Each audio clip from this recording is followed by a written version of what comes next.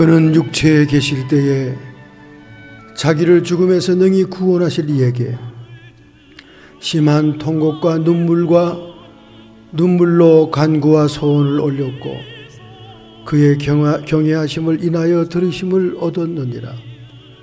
그가 아들이시라도 받으신 고난으로 순종함을 배워서 온전하게 되었은즉 자기를 순종하는 모든 자에게 영원한 구원의 근원이 되셨느니라. 아멘. 하나님 아버지, 2월의 첫 주 주님께 드립니다. 오늘 이 예배가 하나님의 보좌에 상달되며 주의 천군이 화답하는 참 예배가 되게 하옵소서.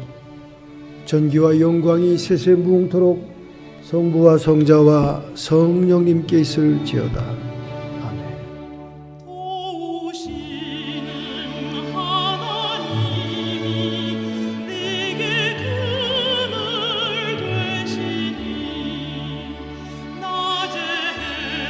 하나님의 말씀 구약성경 1164 1164페이지 에스겔서 12장 1절부터 16절의 말씀 함께 통독으로 봉독하겠습니다. 나는 너희의 징조라 하는 제목으로 말씀에 은혜 받기 전에 기록된 계시의 말씀을 봉독할 때 살아계신 하나님의 음성이 여러분의 영혼 속에 들려주기를 축원합니다. 에스겔서 12장 1절부터 16절 여호와의 말씀이 또 내게 임하여 가라사대 인자야 내가 패역한 족속 중에 거하도다. 그들은 볼 눈이 있어도 보지 못하고 들을 귀가 있어도 듣지 아니하나니 그들은 패역한 족속이미니이다. 인자야 너는 행구를 준비하고 낮에 그들의 목전에서 이사하라. 내가 내 처소를 다른 곳으로 옮기는 것을 그들이 보면 비록 패역한 족속이라도 혹 생각이 있으리라. 너는 낮에 그 목전에서 내 행구를 밖으로 내기를 이사하는 행구같이 하고 저물 때에 너는 그 목전에서 밖으로 나가기를 포로되어 가는 자같이 하라. 너는 그 목전에서 성벽을 뚫고 그리로 쫓아 옮기되 캄캄할 때에 그 목전에서 어깨에 메고 나가며 얼굴을 가리우고 땅을 보지 말지어다. 이는 내가 너를 세워 이스라엘 족속에게 징조가 되게 함이니라 하시기로 내가 그 명대로 행하여 낮에 나의 행구를 이사하는 행구같이 내어놓고 저물 때 내 손으로 성벽을 뚫고 깜깜할 때 행구를 내어다가 그 목전에 어깨에 메고 나가니라. 이튿날 아침에 여호와의 말씀이 또 내게 임하여 가라사대 인자야 이스라엘 족속 곧 그 패역한 족속이 내게 묻기를 무엇을 하느냐 하지 아니하더냐. 너는 그들에게 말하기를 주 여호와의 말씀에 이것은 예루살렘의 왕과 그 가운데 있는 이스라엘 온 족속에 대한 예조라 하셨다 하고 또 말하기를 나는 너희 징조라. 내가 행한 대로 그들이 당하여 사로잡혀 옮겨갈지라. 무리가 성벽을 뚫고 행구를 그리로 가지고 나가고 그 중에 왕은 어두운 때에 어깨에 행구를 메고 나가며 눈으로 땅을 보지 아니하려고 자기 얼굴을 가리우라 하라.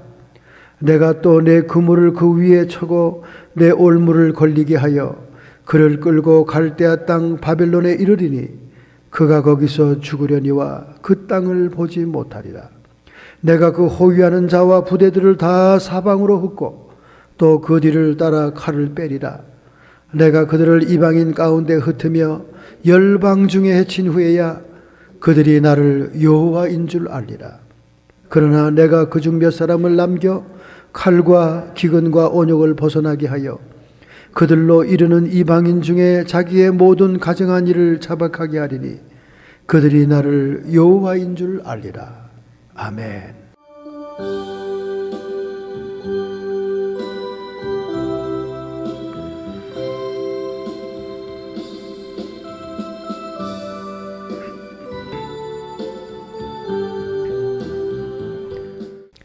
매년 1월 마지막 주일이나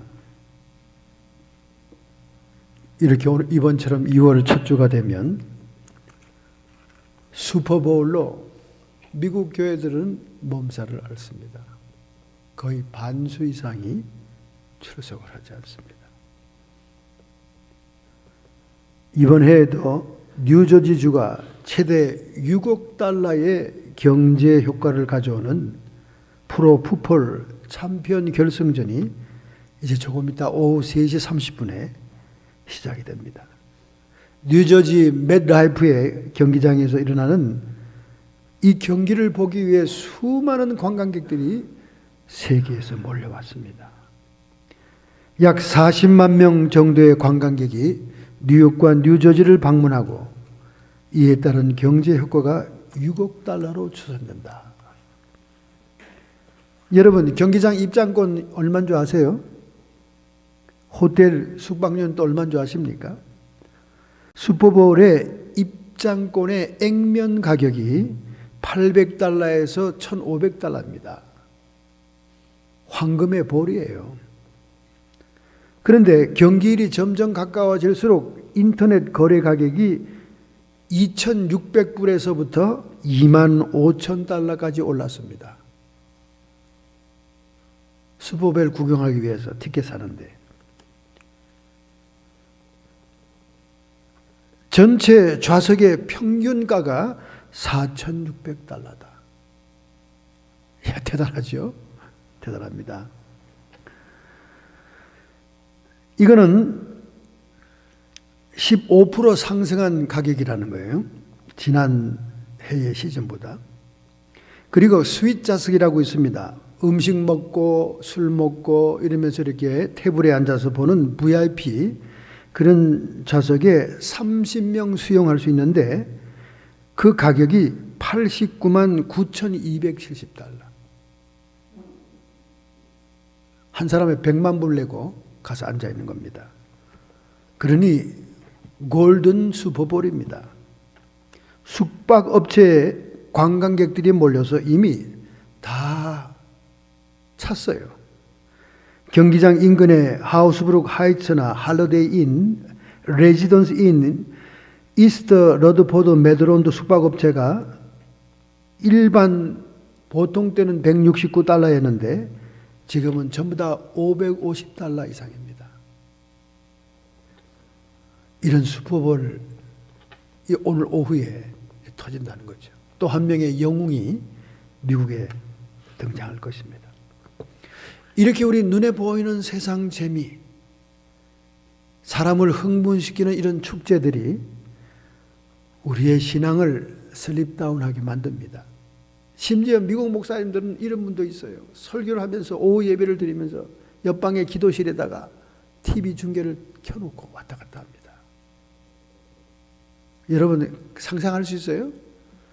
소리는 안 나게 해놓고 예배 인도하는 도중에 왔다 갔다 하면서 본다니까요. 이게 산호세 알라마대에 있는 어떤 교회 목사님이 한 짓거리입니다. 얼마나 슈퍼볼이 궁금하면. 그러니 뭐 성도들은 오죽하겠어요. 예배 참석하지 않은 건 다반사죠. 우리가 이런 시대에 살고 있습니다. 너무나 세상에 아름답고 찬란하고 흥분시키는 것들이 우리의 눈들을 자극하면서 우리를 신앙에서 떠나가게 합니다.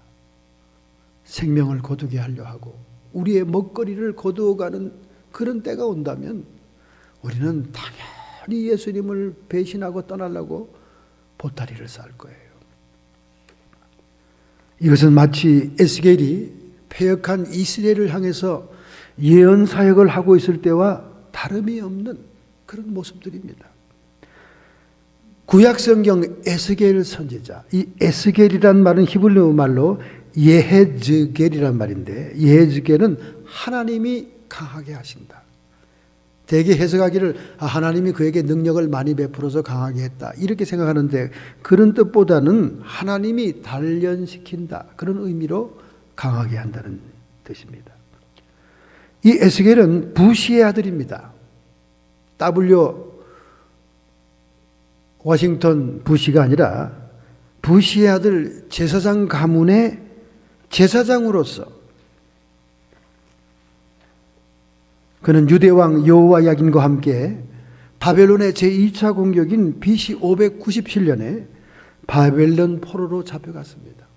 그들은 그발 강가의 니풀이라고 하는 대운하를 파면서 노예로 동원이 된 그 노동의 현장에서 숨막히고 고통스러운 노동일에 힘들어하고 있었습니다.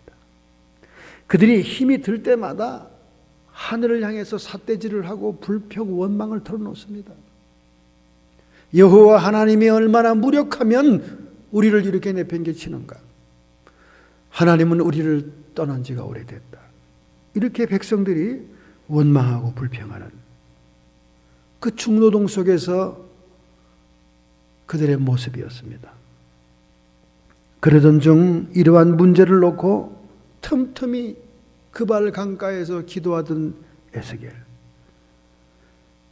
그는 포로로 잡혀온 지 5년이 지났을 때 4월 5일 날 하늘이 열리는 환상을 보게 되고 하나님의 계시를 받게 됩니다.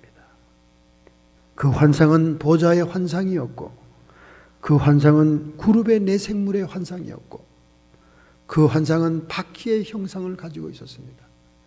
여러분이 성경을 자세히 보면 여호와 하나님의 영광이라는 단서가 1장 마지막에 있는 것을 보지 않는다면 이거는 연팡 UFO입니다. 꼭 UFO의 모습 같아요. 그래서 사람들이 성경에서 나타나는 UFO의 근거를 에스겔서 1장에서 찾습니다마는 이것은 공간을 초월하는 하나님의 지성소, 시간의 지성소인 하나님의 보좌의 환상이었다는 거예요. 그는 30세에 이 환상을 통해서 사명을 받게 됩니다. 그때 백성들은, 그때 이 제사장으로서의 에스겔은 예루살렘 성전에만 임재하시고 그곳에만 계시는 하나님을 사모하고 살아겠습니다. 그런데 웬일입니까? 그들이 고통하는 현장, 그들이 노예로서 중노동에 신음하는 그 현장 속에 하나님의 거룩한 임재와 보좌가 찾아왔더라는 거예요. 할렐루야! 하나님의 존재는 모든 시공간을 초월하는 편재하시는 하나님, 그 하나님을 에스겔이 만나게 된 거예요. 그래서 그의 사역은 22년간 진행됩니다. 그가 포로된 지 27년째 되는 52세의 나이에 그의 사역이 끝나지요. 그때까지 그는 하나님의 심판과 회복에 대해서 메시지를 행동과 함께 증거합니다.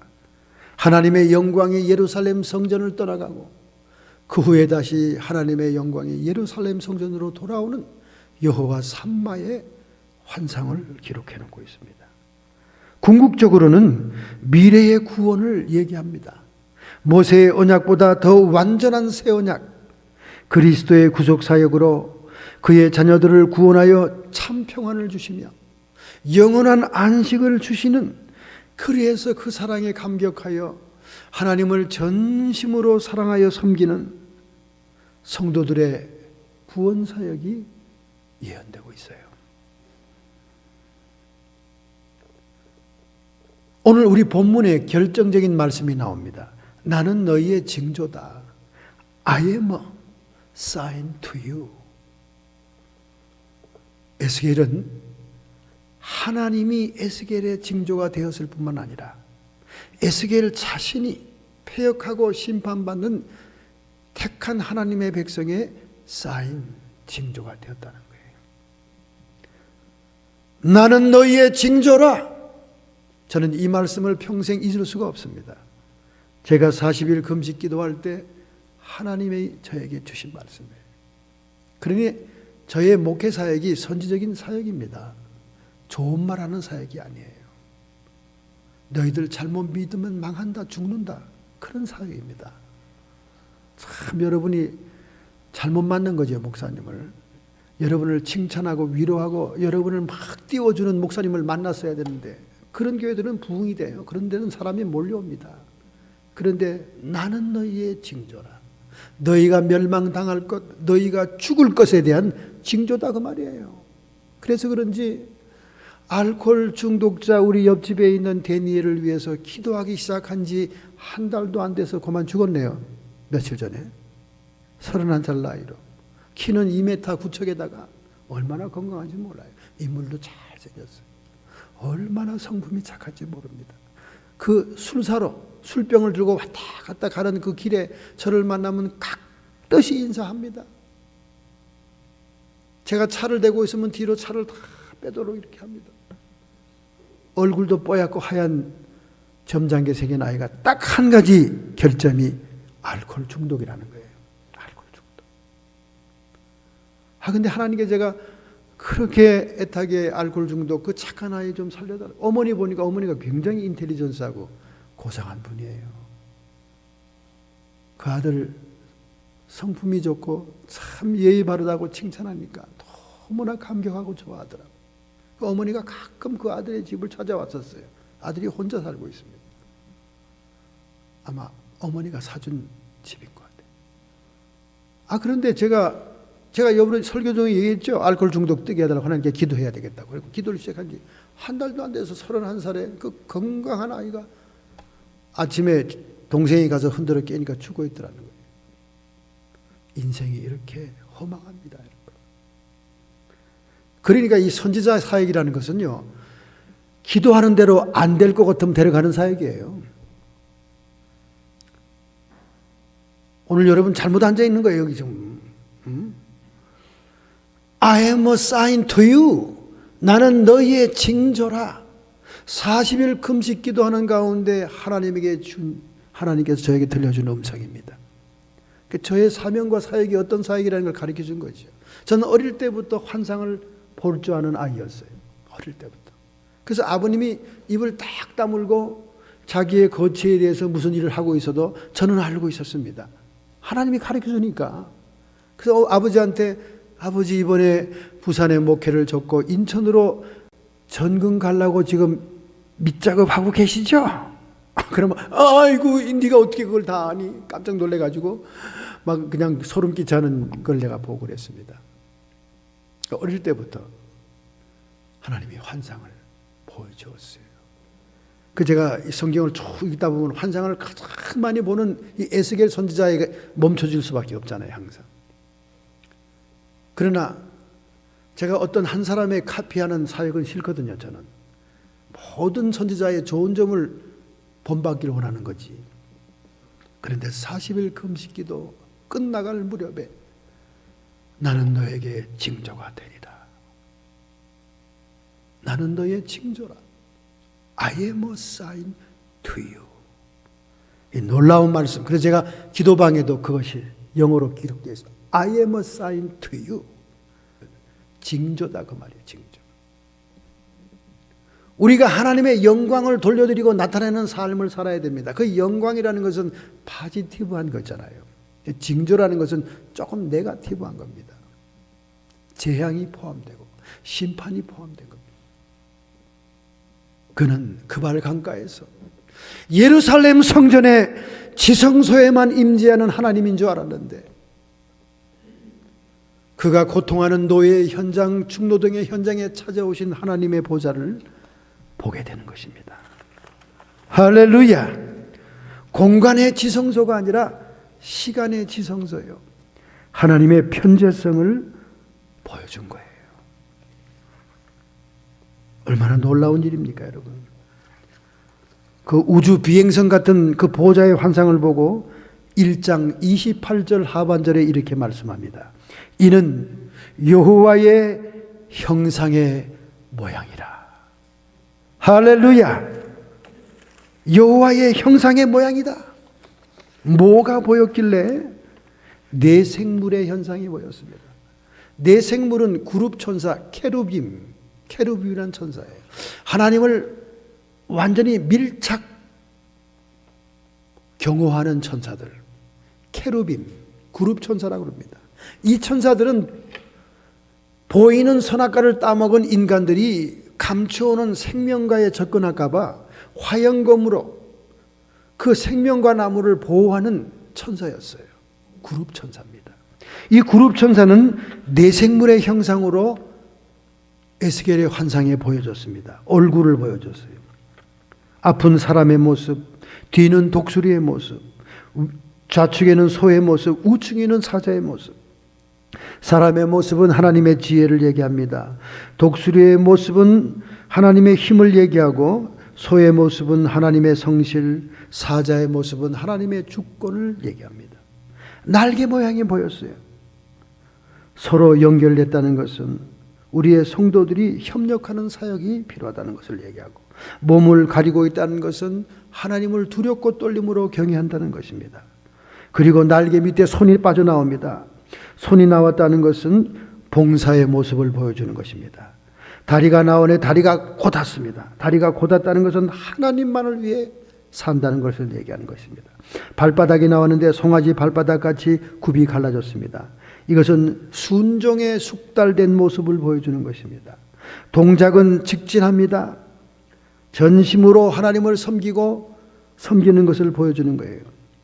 그리고 즉각적인 순종을 보여주는 것입니다. 모양은 사람의 형상 같았고, 숯불의 횃불과 같았고, 광채와 번개가 났습니다. 그리고 네 바퀴의 환상이 거기에 있었습니다. 네 바퀴는 색깔은 황옥색이었어요. 황옥이라는 것은 하나님의 섭리의 깊고 깊음을 얘기하는 것입니다. 구조는 바퀴 안에 바퀴가 또 있었습니다. 하늘에서 뜻이 이룬 것처럼 땅에서도 이루어진다는 의미가 있습니다. 둘레는 높고 무서워 하나님의 위대한 사역을 상징하고, 사방에 눈이 가득했다는 것은 하나님의 전지전능성을 보여주는 것입니다. 그 동작은 신이 가는 대로 따라가는 즉각 하나님의 뜻을 순종하는 모습을 보여주고 있습니다. 그 무지개의 둘레를 가지고 있는 그 위에 보좌에 하나님의 보좌가 보였습니다.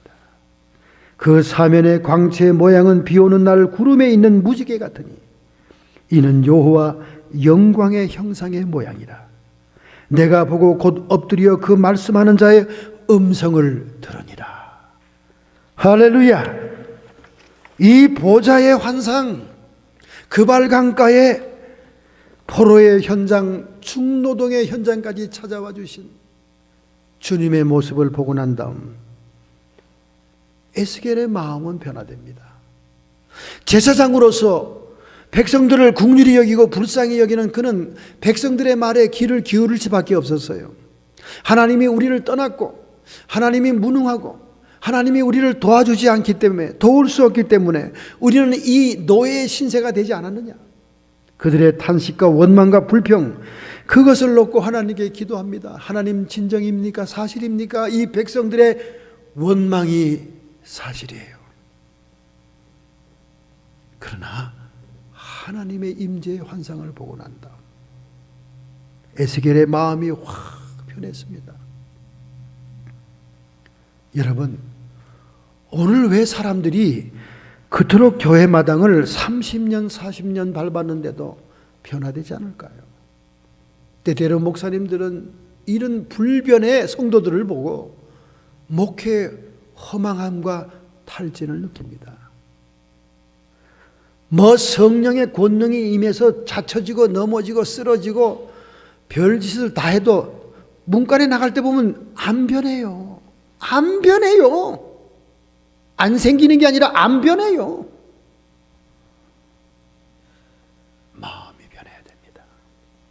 잠언서 4장 23절, 무릇 지킬 만한 것보다 더욱 내 마음을 지켜라. 생명의 근원이 이에서 남이니라. 할렐루야.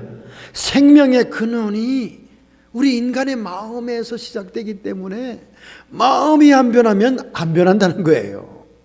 여러분, 마음같이 델리케이트한 단어도 없습니다. 여러분 마음을 어떻게 알겠어요? 여러분 마음 만져봤어요? 잡아봤습니까? 이 마인드라고 하는 마음은 우리가 성경에 무지 많이 나옵니다. 그러나 데피니션, 정의를 확 내리기가 너무 어려워요. 이 마음이라는 것은 하나님이 우리에게 준 그 영과 인간의 정신세계를 연결하는 교두보가 마음입니다. 그래서 마음을 워츠만리는 양심과 영의 교통과 직관 세 부분으로 나눴죠. 일리가 있는 얘기입니다. 생명의 근원이 마음에 있다는 거예요. 여러분, 마음이 얼마나 중요한지 아세요? 하나님의 사랑을 받아들이고 느끼는 것이 마음입니다. 할렐루야. 모든 것은 우리 내면에서 이루어지는 거예요. 그러니까 신승훈이가 보이지 않는 사랑이라 그랬지. 사랑은 보이지가 않는 거예요. 다만 보이지 않는 사랑이 우리를 움직이게 해서, 운동력을 만들게 해서, 에너지를 주어서 우리가 움직이는 대로 형체화를 이루는 겁니다. 그게 사랑의 표현이 되는 거죠. 오늘 우리가 보는 이 신비한 세계 우주 만물, 저 아름다운 이가수 폭포, 나야가라 폭포, 저 아름다운 안반 요세미티, 지금은 가물어서 폭포가 다 말랐습니다. 이 모든 천지 우주 만물, 하나님의 사랑이 형체를 입고 나타난 거예요. 하나님이 그의 자녀된 우리 인간을 너무나 사랑하는 대상이기 때문에 이 인간들을 짓기 전에 먼저 그들이 누리고 살 세상을 그의 사랑이 형체를 입어 밖으로 나온 것이 세상 우주 만물입니다. 할렐루야. 그러니 하나님의 사랑이 얼마나 큰 거예요. 여러분과 제가 자녀를 사랑한다고 자녀에게 해준 것이 무엇이 있습니까? 하나님의 사랑으로 하나님의 자녀에게 해준 것에 비하면 비교할 수가 없잖아요.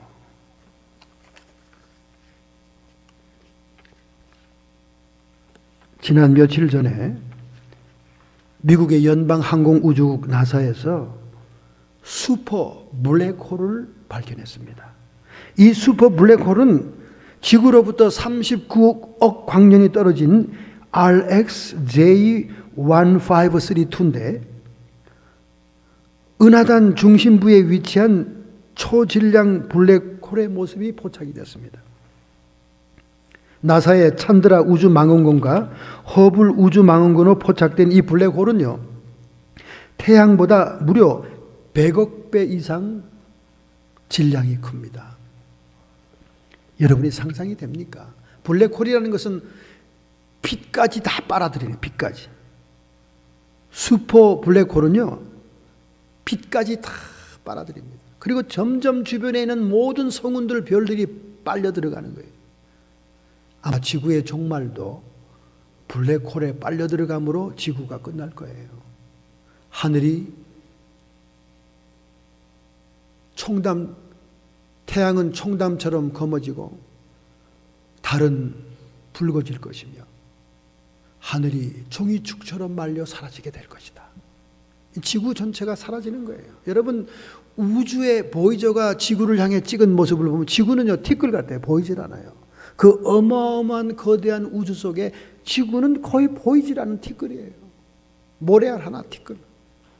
그 속에서 우리가 아웅다웅하고 어깨에 힘을 주고 돈 좀 있다고 권력 좀 있다고 막 뽐내고 사는 겁니다. 그러니 하나님의 차원에서 볼 때 얼마나 기가 막히고 코가 막히겠어요. 그 하나님의 사랑이 드러난 것이 우주예요. 이 만물입니다. 그러므로 여러분과 제가 하나님의 사랑을 체험하고 느낀다는 것은 보이지 않는 내면의 세계, 내 마음속에 담는 거예요. 이게 내가 지어낸 말이 아니라는 것이 곧 성경으로 증명이 됩니다. 조금 기다리세요. 우리 마음속에 하나님의 사랑을 담는 겁니다. 그러므로 진정한 세계라는 것은 보이는 세계가 아니에요. 보이지 않는 세계가 실상입니다. 할렐루야.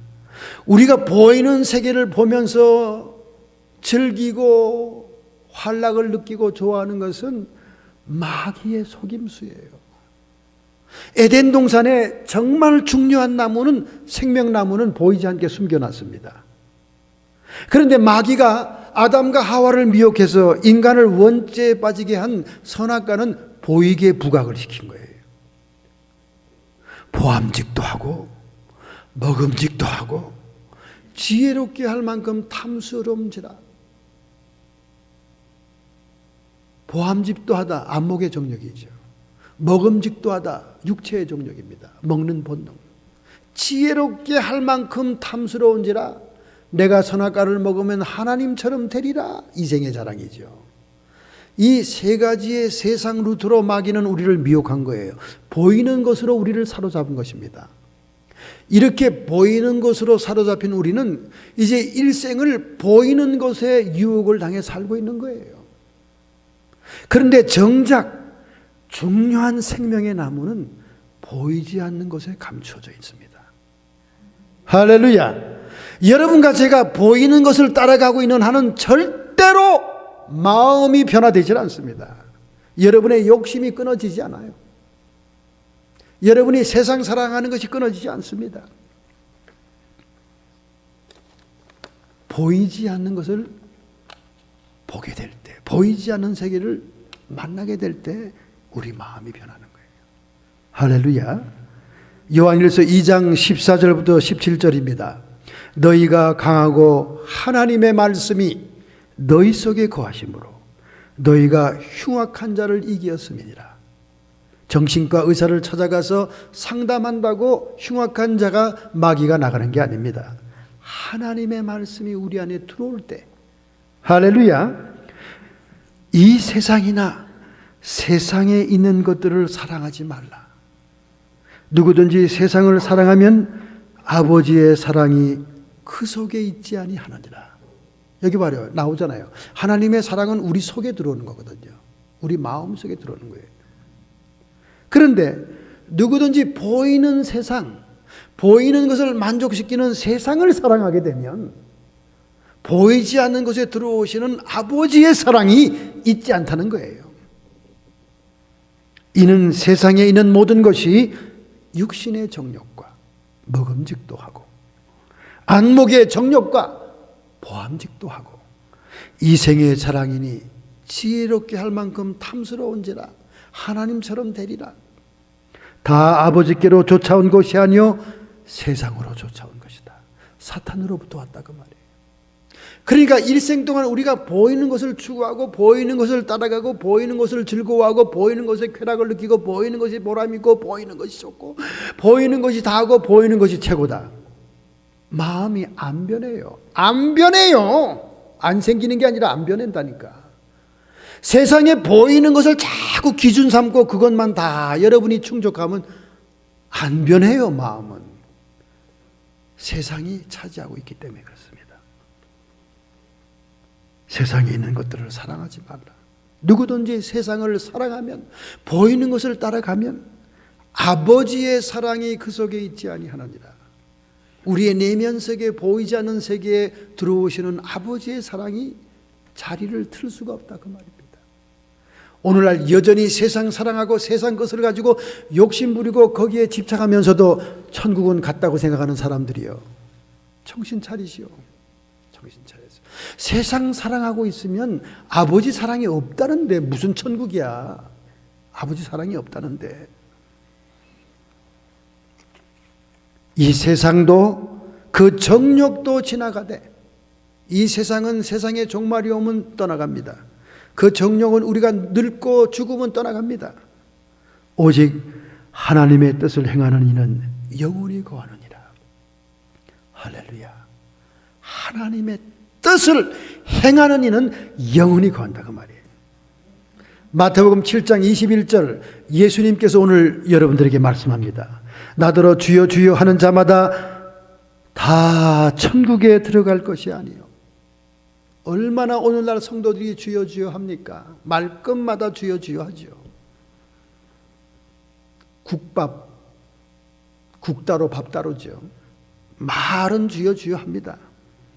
다만 하늘에 계신 내 아버지의 뜻대로 행하는 자라야 들어가리라. 아버지의 뜻대로 행하는 자만이 천국에 들어간다 그 말이에요. 입으로 나불나불나불한 사람은 아니다 그 말입니다. 이렇게 예수님이 분명하게 지침을 줬는데도 뭐 엉뚱한 소리 자꾸 하는 거예요. 엉뚱한 소리 자꾸 합니다.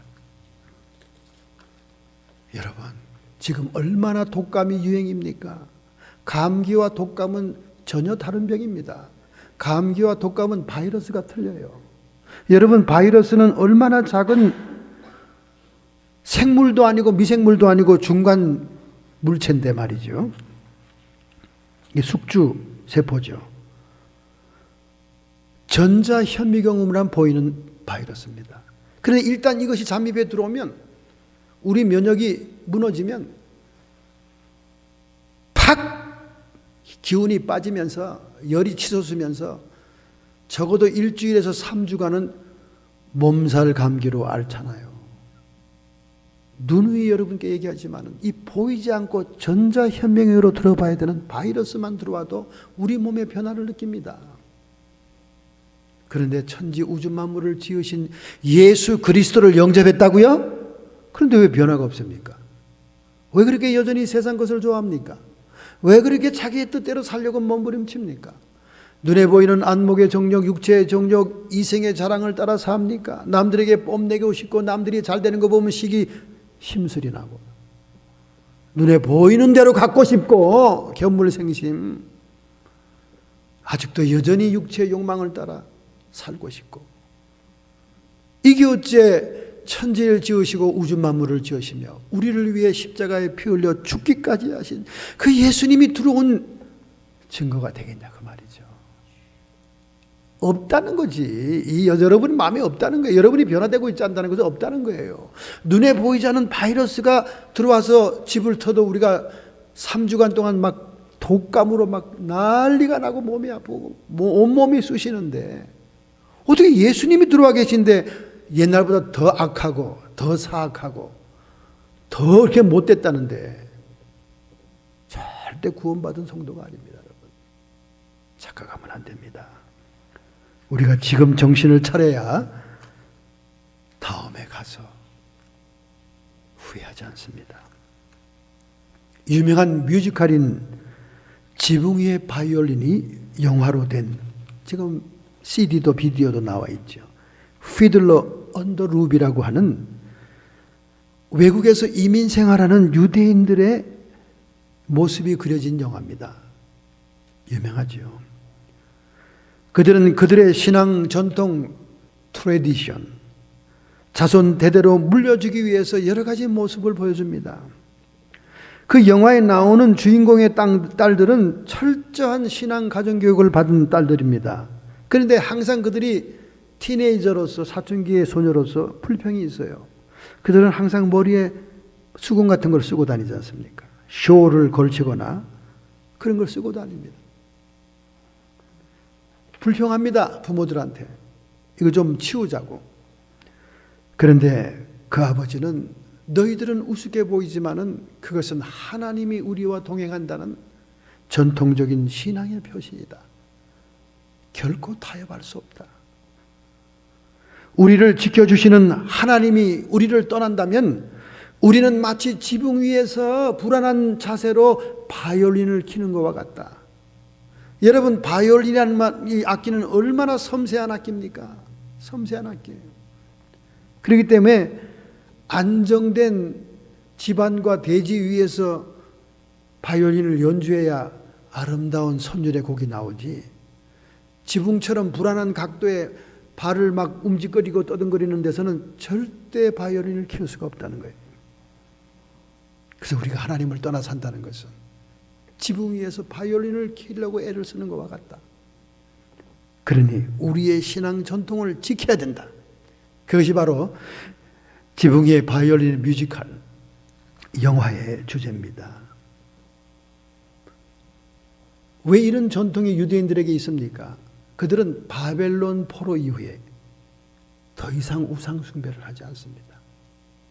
2번씩 이민족이 연단과 훈련을 받고 난 다음 바로에게 가서 애굽의 노예 종살이 하다가 풀려났고, 바벨론에 잡혀가서 운하를 파는 중노동의 노예를 생활하다가 그들이 고토로 돌아온 다음에는 에스라의 회개운동, 학계의 성전 재건운동, 느헤미야의 예루살렘 성벽을 재건하고 난 다음 그들은 정신을 차리죠.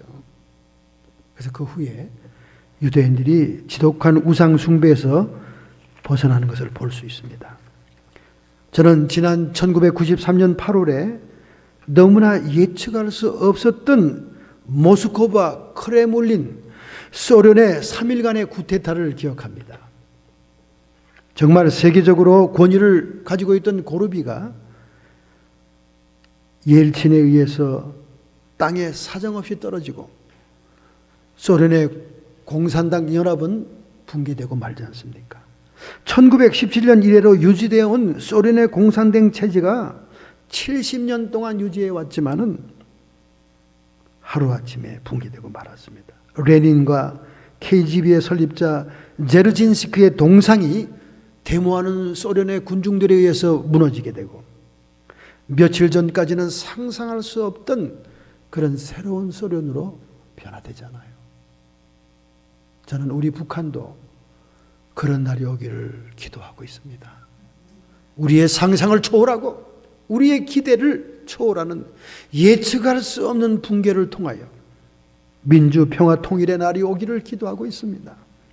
이런 변화는 반드시 하나님의 손끝에서 이루어지게 될 줄로 믿습니다. 할렐루야. 바로 에스겔이 보이는 이스라엘 민족, 보이는 그발 강가의 중노동의 현장, 보이는 포로의 극심한 환경 속에서는 절망이었지만 그가 그발 강가에 하나님을 향해 기도하다가 열려진 환상, 보이지 않는 세계를 접촉한 다음 그의 마음이 확 변한 것입니다. 여호와의 영광의 형상을 보고 난 다음 그는 사명을 깨달았고, 백성들과 복음 없던 그의 마음, 원망과 불평과 절망의 마음들이 사라지고 하나님이 함께한다는 사실을 깨닫게 된 것입니다. 할렐루야.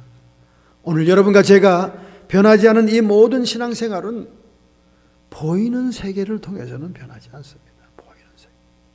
뭐 아름다운 합창단이 와서 합창해서, 뭐 아름다운 막 성전에 막 우람찬 성전, 크리스탈 처치만큼 아름다운 성전이 어디 있습니까, 여러분?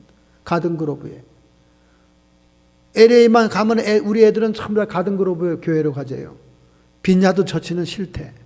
창고 같은 건물에 잔 윈보가 노란 티셔츠 입고 와가지고 강대상도 없는 전자올겐을 치면서 1시간 동안 팔팔 뛰는 그 예배는 싫대. 그 예배는 싫대. 저 크리스탈 처치에 가면 온통 수정 유리처럼 유리로 되어 있고 말이죠.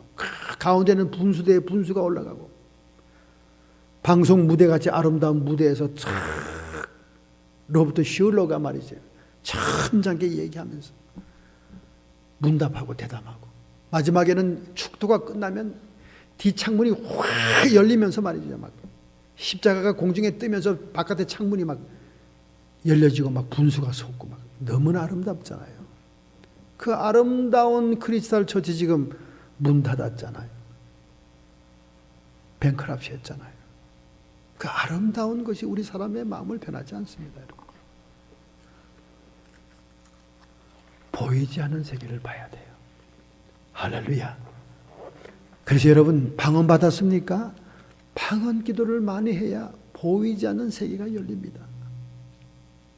오늘날 부흥회들은 많이 참석해서 방언 못하는 인간은 아무도 없어요. 이천성 목사님 그랬잖아요. 하늘산 기도원엔 개도 방언 받는다. 그러면서 방언이 얼마나, 방언 못 받으면 다 하늘산 기도원 아닙니까? 그냥 소도방만한 손으로 막 안수하면 막 다 방언 받죠, 다 방언. 이천성 목사님이 세워서 방언 통역도 하고 말이죠.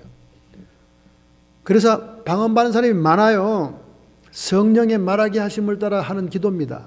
근데 이 방언 받아놓기만 했지, 무슨 버스 회수권인지 패스포드인지 받아놓기만 했지 쓰질 않아.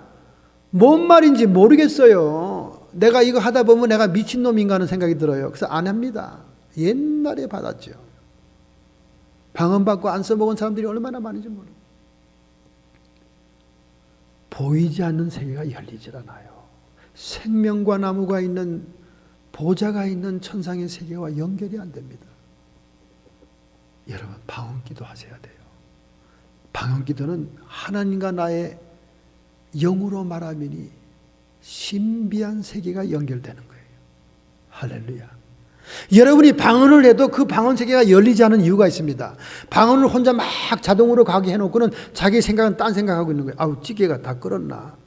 아이고, 불 꺼야 될 텐데. 아니 저놈들은 왜 밤에 잠 안 자고 저렇게 게임만 하고 있지 정말. 방언 기도하면서 머리는 온 세계를 유람하고 있으니까 육으로 하는 기도와 영으로 하는 기도가 일치하지 않음으로 인해서 발전이 없는 거예요. 열매를 못 맺는 겁니다. 방언으로 모르는 소리를 하고 있다 할지라도 내 영, 내 마음으로 기도에 집중해서 그 기도가 일치되도록 열정을 다하는 기도를 해야 그 방언 기도가 열매를 맺어서 은사가 열리고 영의 세계가 열리고 환상이 열리고 보이지 않는 세계와 연결이 됩니다. 구룹 천사 화영검으로 생명나무를 막고 있는 그 생명나무가 요한계시록 21장에 가니까 새하늘과 새 땅이 열리며 새 예루살렘 성에 생명나무들이 생명 강가에 있지 않습니까? 여러분, 보이지 않은 세계와 접촉이 되지 않고는 변화하기가 어렵습니다. 우리는 기도의 사람이라 그러면 조지 뮬러를 생각하잖아요. 독일 사람으로서 영국에 가서 고아 사업으로 매일매일 주님께 기도해서 주님이 주는 응답으로 3,000명의 고아를 먹이고 입혔던 기도의 사람이잖아요. 근데 이 사람이 자기 어머니가 죽을 때까지 술주정뱅이였습니다. 어머니의 장례식의 관을 뒤로 따라가면서 술에 취해서 혼수 상태로 따라갔다 그 말이에요. 혼수 상태. 그러니 그 어머니의 평생 기도의 제목이 뭐겠어요? 하나님, 우리 자식 주님 만나고 예수 믿어 온전한 삶을 살게 해달라. 그러다가 돌아가신 거예요. 얼마나 안타깝게 눈을 감았겠습니까? 그러나 조지 물러는 어머니의 관을 따라가면서도 술에 취해 혼수 상태였습니다. 그리 알코올 중독자의 수준이죠. 그런데 웬일입니까? 어머니가 돌아간 지 수개월 후에 그는 보이지 않는 세계가 열립니다. 육신적으로 어머니를 그렇게 따랐고 육신적으로 그렇게 어머니를 사모한 아들입니다. 이제 막상 어머니를 땅에 묻고 나니까 세상에 어머니가 보이질 않는 거예요. 그래서 하나님께 그때부터 중얼중얼 기도하기 시작합니다. 하나님, 저 어머니가 계신 그 천상을, 그 어머니가 가신 천국을 저를 좀 보여주셔야 됩니다. 어머니가 보고 싶네요. 그렇게 기도하다가 천상에 있는 어머니를 만나게 되는 거예요. 할렐루야. 보이지 않는 세계를 접촉한 조지 물러는 한순간에 변화됩니다. 이것은 어머니의 눈물의 기도가 응답되는 순간이었어요. 그는 그 변화를 통해서 그때로부터 기도의 삶을 평생 살게 됩니다. 그래서 그는 응답된 기도들의 일기라는 일기를 쓰는 사람이 됐죠. 오늘날 기도하는 사람의 샘플 아닙니까? 평생 동안 5만 번의 기도의 응답을 받은 사람이 아닙니까? 어머니가 눈에 보일 때는 그는 변화되지 않았어요. 그러나 어머니가 천상에 사라지고 천국에 가고 더 이상 보이지 않을 때 보이지 않은 세계를 놓고 하나님께 기도하다가 그는 참 성도로 기독교인으로 변화된 것입니다. 오늘 여러분과 제가 하나님의 영광을 드러내는 징조가 되기 위해서는 먼저 마음이 변화되어야 됩니다. 할렐루야. 마음이 변화되기 위해서는 보이는 세계에 목적을 두고 보이는 세계를 의지해서는 변화되질 않아요. 욕심만 생기고 더 좋은 것을 추구하지. 그러나 우리는 에스겔처럼 그발 강가에 환상이 열리며 하나님의 보좌를, 하나님의 영광의 형상을 봄으로 인해서 그가 선지자의 사명을 30세에 받게 되고 그의 마음이 변화된 것처럼 변화의 역사가 오게 될 줄로 믿습니다. 할렐루야. 오늘 본문 12장 11절을 보겠습니다. 또 말하기를 나는 너희 징조라. 내가 행한 대로 그들이 당하여 사로잡혀 옮겨갈지라. 에스겔이 그 당시의 왕인 여호야긴과 함께 포로로 잡혀온 것은 바벨론이 2차 공격 때입니다. 그런데 그 후에 왕이 지금 예루살렘에 유대를 유지하고 있었습니다. 시드기야라는 왕이.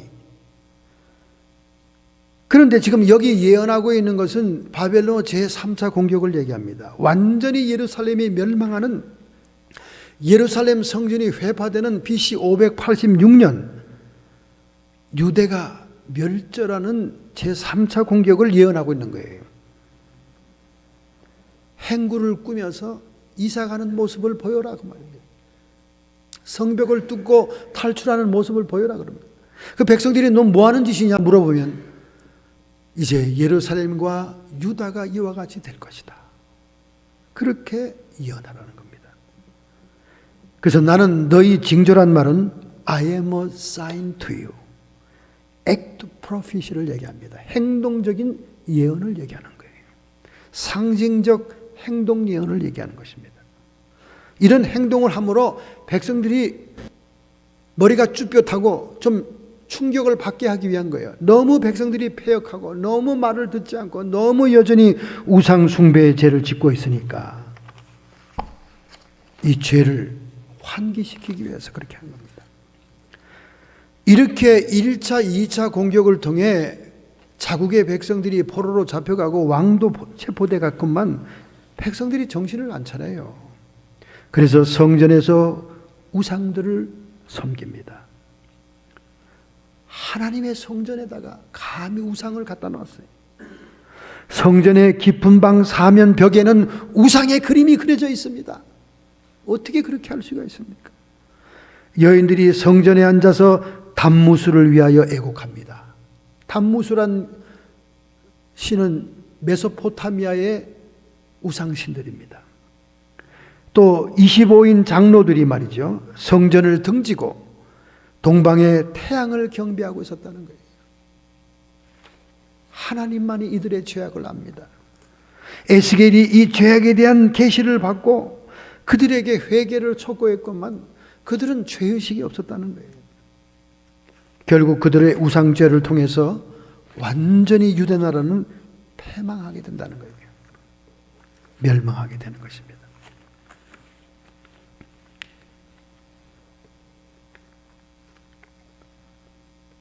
이렇게 행동적인 예언은 회개를 촉구하는 거예요. 말로만 해도 자극이 안 되니까 뭔가 도망갈 수밖에 없고 먹을 것이 없어서 기근에 처하는 핍절한 음식을 갖고 고통당할 것을 행동으로 보여줌으로 그들에게 자극을 주기 위해서 그렇게 한 겁니다. 패역하고 완악한 이 백성들이 말씀을 받지 않으니까 선지자를 통해서 직접 행동 연기로 그들에게 임할 심판과 하나님의 재앙을 설명하게 했던 것입니다.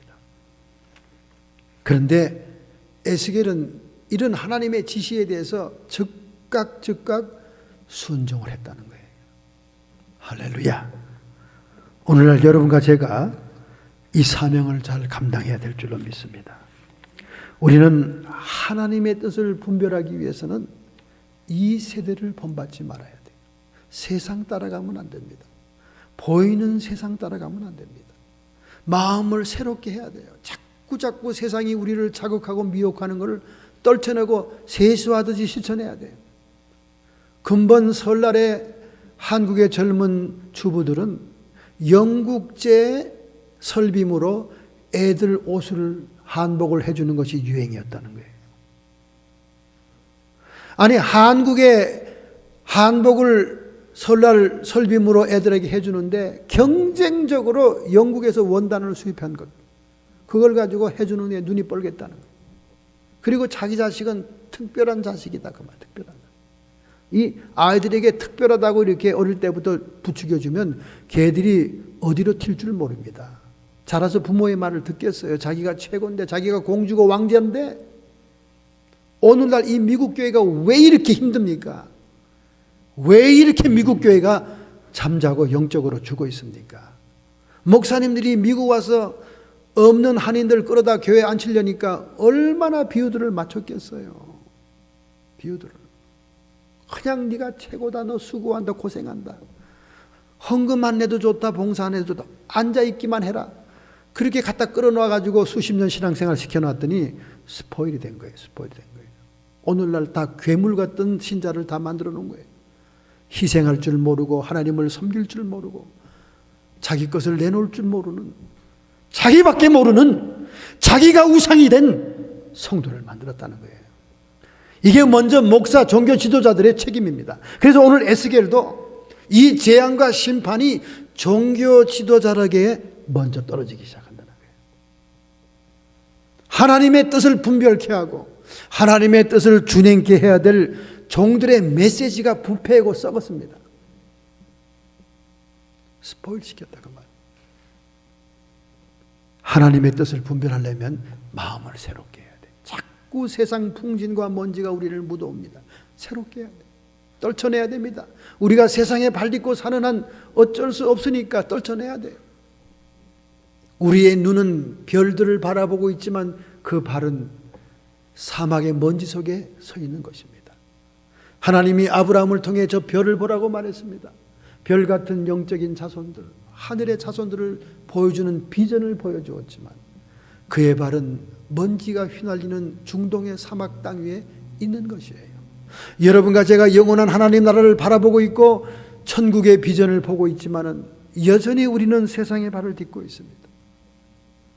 그렇기 때문에 마음을 새롭게 해야 돼요. 자꾸 씻어야 돼요. 중동 지역에 손님이 오면 샌들을 벗기고 손님들의 발을 씻어줘야 되는 것처럼 먼지가 묻었으니까 사막이니까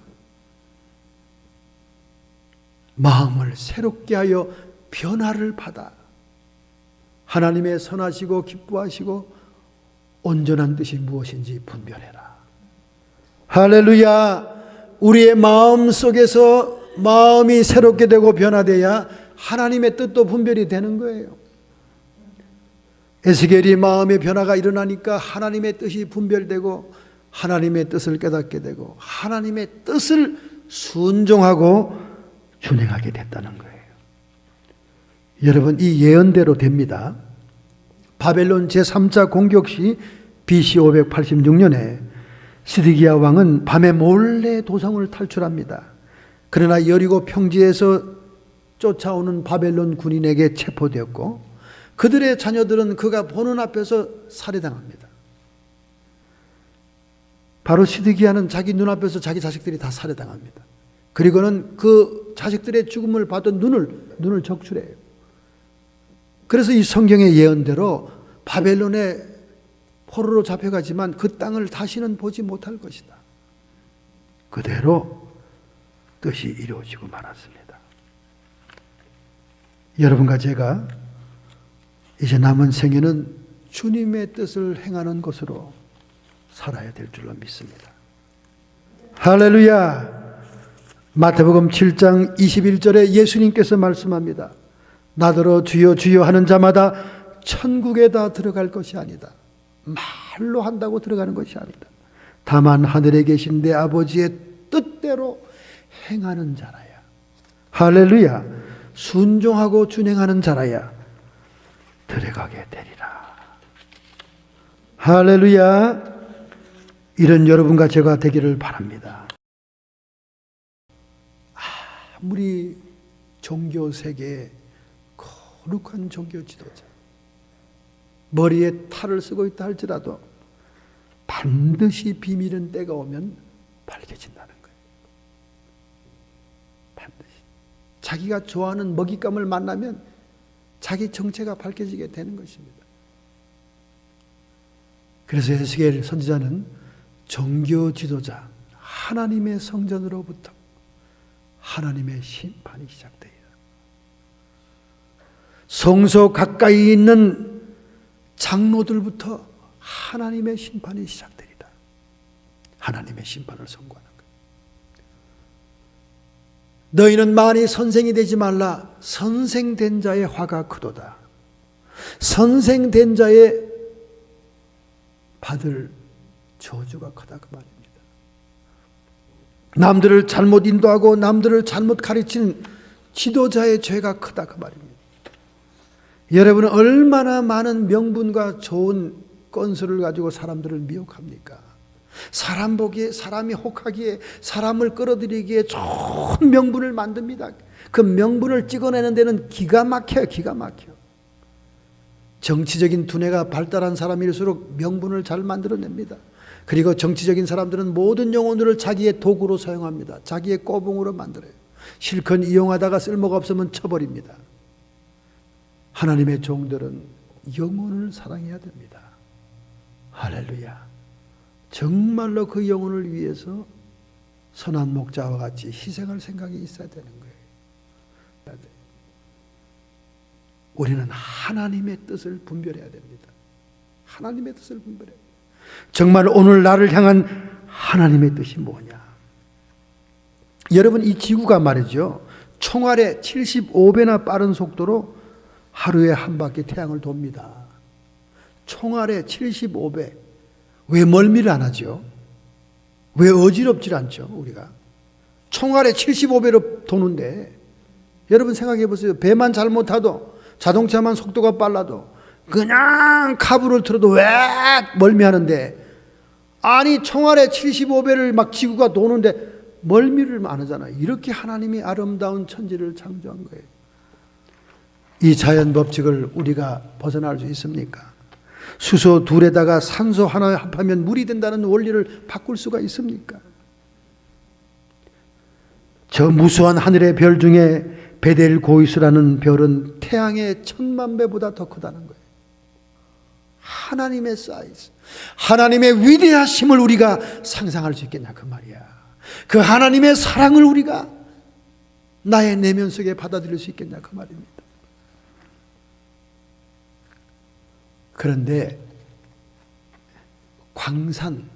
금광산을 하는 광산 주인에게 정말 눈에도 아프지 않은 아들이 있었습니다. 그런데 이 아들이 아버지가 금을 많이 캐서 부유한 사람이니까 미국의 명문대학을 진학한 거예요.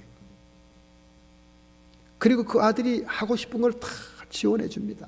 금덩어리를 캐는 아버지인데 뭐. 그래서 방학 때 이 아들이 아버지한테 효도하고 싶어서 아버지가 광산 일을 하는 그 광산에 놀러 왔습니다. 아버지가 유감없이 나를 지원해 주고 나를 도와주는, 후원해 주는 우리 아버지, 최고의 아버지. Best dad in the world 이러면서 말이에요. 최고의 아버지라는 거죠. 그래서 그 광산의 기계들을 돌아보면서 아버지가 일하는 그 회사를 쫙 관람하게 됐습니다. 그런데 이 명문대 학생 아닙니까? 다 넥타이를 메고 말이죠. 이제 장차 변호사도 되고 할 사람이니까 넥타이를 메고 아버지 그 광산을 왔다 갔다 하면서 하는데, 그만 어떤 신기한 기계, 금을 정제하는 기계를 자세히 관찰하기 위해서 보다가, 목을 빼고 보다가 이 넥타이가 말이죠, 그 기계에 확 휘말린 거예요. 어떻게 됐겠습니까, 여러분? 이 아들이 그만 그 기계 틀에 넥타이가 멀어서 그냥 목에 졸려 죽은 거예요. 저만치 따라오던 아버지가 뛰어와서 자식을 건져봤지만 이미 숨이 넘어갔습니다. 아버지는 그 많은 금기 앞에서, 금광산 속에서 대성통곡을 한 겁니다. 땅을 친 겁니다. 내가 이 금을 캐는 것도 내 자식 하나 잘되게 하기 위해서 평생을 이 토굴 속에 직원들을 들여보내 금을 캐고 있거든. 이제 내가 더 이상 금을 캔들 무슨 소용이 있나? 통곡을 하고 땅을 치고 울었다는 겁니다. 우리는 이 세상에 하나님의 자연의 법칙도 벗어날 수 없지만 하나의 기계가 돌아가는 것도 생명을 건지기 위해 멈출 수가 없는 연약한 존재입니다.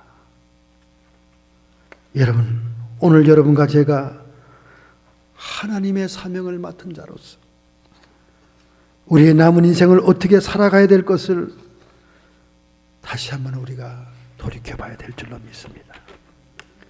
야구 선수로서 하나님께 회심해서 부흥 강사가 된 미국의 유명한 목사님이 계십니다. 그 이름은 빌리 선데이. 빌리 썬데이. 그는 야구 선수 시절에도 썬데이에는 하나님께 예배한다고 주일 성수를 주장한 사람이에요. 결국 그가 야구 선수를 더 이상 못하게 되고 하나님의 종으로 헌신하게 되고 부흥 강사가 되죠. 그가 이런 신앙을 갖게 된 것은 말이죠, 자기가 어린 시절, 소년 시절에 다니는 교회 목사님이 항상 이런 말을 했어요. 얘야, 네가 뭘 많이 하겠다고 하면 절대 못한다.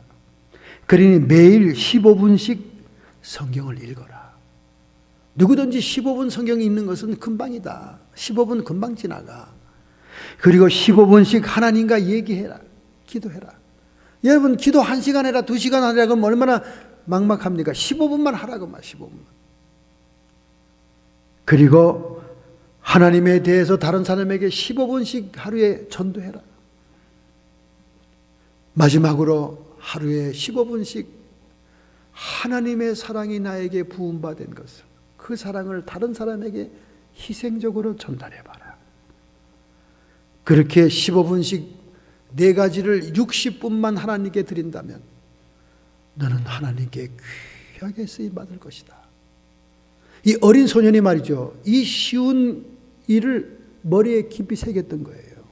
그래서 그때부터 그걸 실천했다는 겁니다.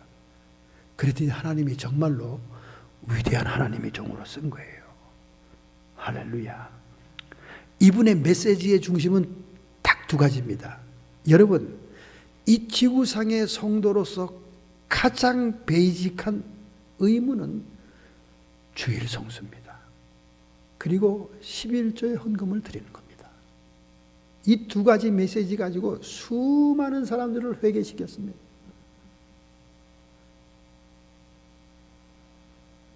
주일을 잡아먹는 성도는 날도둑놈이고 11조를 안 내는 사람들은 도둑놈들이다. 말라기서의 말씀을 인용해서 그렇게 얘기하는 거예요. 여러분, 10의 1조는요 전체를 상징합니다. 이 성경에서 10분의 1은 전체를 상징하는 거예요. 우리가 이 태어나서 하나님께 안 받은 게 없습니다. 전부 다 공짜로 받았어요. 어머니 아버지도 공짜였죠. 태어난 것도 공짜였죠. 숨 쉬는 것도 공짜, 물도 공짜, 다 공짜로 하나님이 다 주신 거예요. 모든 것이 하나님의 것인데 그 하나님의 주권을 인정하는 의미에서 한계를 상징적으로 주는 거예요. 그런데 미국 신자들은 이 한계가 어마어마하게 느껴지는가 봐. 어마어마하게. 지금 한국에 잘 믿는 성도들은요 10의 1조 가지고 목사님들 교회를 속색이지 않습니다. 10의 1조는 그건 당연히 하는 거고, 10의 1조 안 하면 집사도 안 되고 장로도 못 되고 아무것도 못 돼. 교회 직분을 못 얻습니다. 심지어 세례까지도 못 받아요.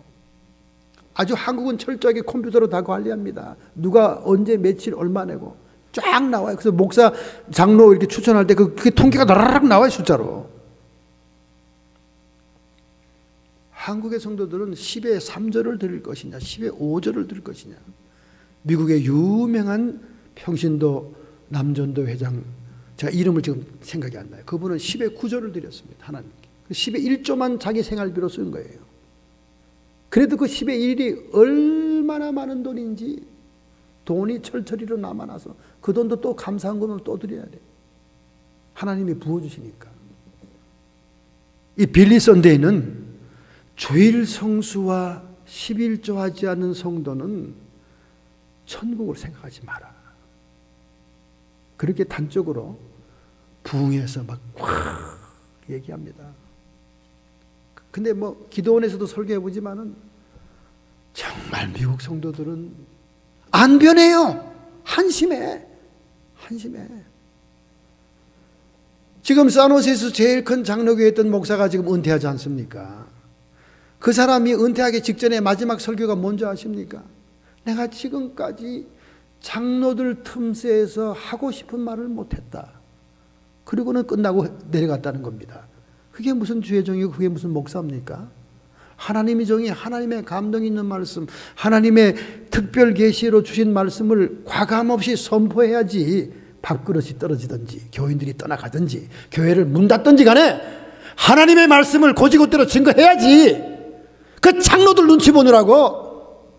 그러니까 장로가 제일 많이 모이는 교회예요. 그 교회가 장로가 제일 많이 모이니까 장로들이 데리고 다니는 숫자가 30명 이상은 되잖아요. 그러니까 제일 큰 교회가 됐지. 제일 큰 교회 만들어 보려고 장로 비유 맞추다가 마지막 설교 순간에 평생 내가 장로들 등살에 하고 싶은 얘기를 못하고 떠납니다. 그 비굴하고 비겁한 인간이 어디 있습니까? 하나님의 말씀에 있는 것은 에스겔처럼 행동까지도 포함해서 선포하고 증거해야 되는 거예요. 순종해야 되는 거예요. 그래야 하나님이 영광을 받으시는 겁니다. 할렐루야. 할렐루야. 여러분 처음에 11조를 생각하면 여러분이 아찔할 거예요. 아유 목사님 돈을 지금 보태도 지금 집안이 안 돌아갑니다. 돈이 보태도 안 돌아가게 된 이유가 11조를 안 내서 그런 거예요. 생각해 보세요 여러분. 제가 시골에서 목회를 해봤기 때문에 알아요. 종자 씨앗은 절대 안 먹습니다. 농부들이. 이 처만 밑에 걸어놓은 옥수수 씨앗들은 절대 아새끼들이 울고 발부둥치고 까무러치고 해도 안 줘요. 다음에 농사 종자기 때문에. 그래서 성경이 말하기를 눈물을 흘리며 씨앗을 심는 자는 기쁨으로 거두리라. 왜 씨앗을 심는데 눈물을 흘립니까? 자식들이 달라고 그러니까, 배고프다 그러니까, 부인이 지금 당장 시장에 가서 뭘 사와야 된다니까. 그 종자 씨앗들을 팔아야 될 입장이고 밥을 해줘야 될 입장인데 그걸 심어야 된다 그 말이에요. 눈물을 흘리면서 심으면 기쁨으로 수확을 거두는 거예요. 왜 자꾸 거듭되면서 경제적으로 어렵습니까? 하나님의 주권을 인정하지 않아서 그래요. 심지어 순복음 중앙교회에서는 11조를 선악과라고 얘기합니다. 좀 과도한 얘기지만은 여러분 해보세요. 정말 쏟아부어줍니다. 성경에 기록되어 있지 않습니까? 말라기 3장에 하늘문을 열고 쏟아붓지 않나 봐라. 기도원에서 이 설교하면 죄다. 설교 끝나고 사과를 깎아 먹으면서, 그것도 내가 가지고 간 사과를 깎아 먹으면서 하는 말이, 목사님 렌트비가 안 나와요. 렌트비가. 목사님이 도로 보태줘야 돼요. 오늘날 렌트비가 안 나오는 이유는 당신이 하나님의 축복과 호황을 누릴 때 단 한 푼도 하나님께 드리지 않아서 그런 거야.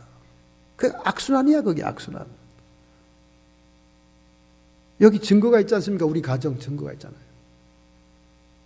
10의 5조 10의 10조 물불을 가리지 않고 하나님의 성령이 감동하면 즉각 순종하니까 몇십 배로 하나님이 부어주시더라 그 말이에요.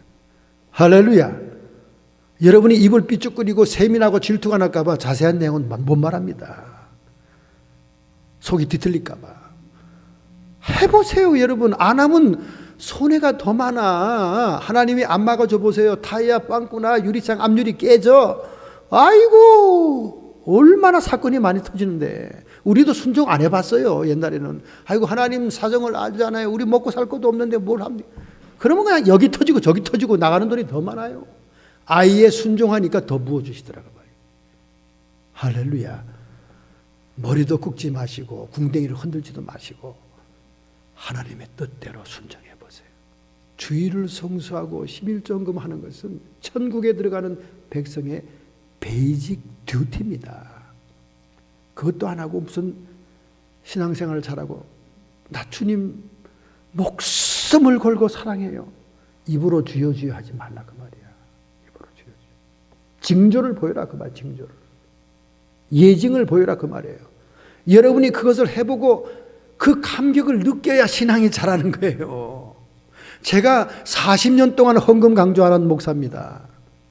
헌금만 강조 안 하면 목회가 승리할 줄 알았어요 저는요.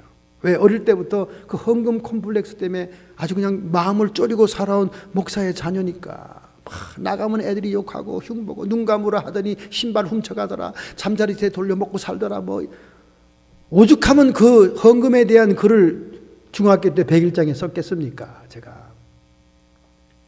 그래서 제가 이를 악무고 결심한 거예요. 부흥에 와서 헌금 강조하는 부흥 강사는 다 가짜다. 저 어릴 때부터 그렇게 생각했습니다. 그러니 내가 목회자가 되면 헌금은 추고도 강조하지 않고 헌금의 헌자도 얘기하지 않겠다. 그랬더니 어떻게 됐어요? 성도들이 초신자의 수준에서 벗어나지를 못합니다. 물가에 찰랑거리는 물가에서 깊은 곳에 그물을 던지지 못합니다. 살아계신 하나님의 징조, 하나님의 맛을 봐야 기쁨도 있고 희열도 있고 희생도 하지. 없는 거예요. 제가 피 터지게 교회에서 기도원에서 외쳐도 안 변해요. 안 따라해. 오히려 내 앞에 앉아가지고 우는 소리만 해. 없어요. 없게 된 이유가 그거다. 바로 그거다. 두 가지입니다. 하나님이 직접 거둬가시든가 여러분이 기쁨으로 드리든가. 그래서 그것으로 인해서 하나님 나라에 들어가는 주의 백성들을 세우고 영혼들을 구원하는 역사가 일어나야 될 줄로 믿습니다. 40년 동안 강조하지 않던 이 얘기를 이제 40년 넘어 올해 43년대 되니까 자꾸 강조하게 되네요. 제가 아주 몸과 살로 느끼고 뼈로 느끼니까. 저희들 뭐 그렇게 돈 많이 들지 않습니다, 여러분. 안 들어요, 여러분. 지금 뭐 그렇게 돈이 아쉬워서 그렇게 하는 게 아닙니다. 너희를 위하여 보물을 하늘에 쌓아두라. 우리는 작은 것부터 실천할 수 있는 것부터 하나님의 뜻을 분별하면 즉각 순종해야 여러분의 신앙이 불일 듯이 일어나고 여러분에게 오신 그 하나님의 사랑이 형체를 이루어 하나님의 징조를 보이며 하나님의 영광을 드러낼 줄로 믿습니다. 할렐루야. 결단하고 결심하는 마음으로 여러분의 가슴에 손을 얹겠습니다. 전능자의 손길이 우리와 함께하고 있습니다. 하나님의 천군 천사 케루빔 그룹의 천사들이 함께하는 하나님의 보좌가 궁창 위에 무지개를 둘러 있습니다. 하나님, 저희들이 보이는 세상 것을 본다면 우리의 마음이 변화되지 않을 것입니다. 그러나 보이지 않는 나라의 생명나무, 보이지 않는 하나님의 천상의 세계를 바라보며 보이지 않는 하나님의 나라를 목적하며 우리의 생애를 설계하고 우선순위를 정할 때 하나님의 징조를 드러내며 하나님의 영광을 드러내는 남은 생애가 될 줄로 믿습니다. 결심하고 결단하는 마음으로 가슴에 손을 얹어 싸우니 감당할 능력을 부어 주시옵소서.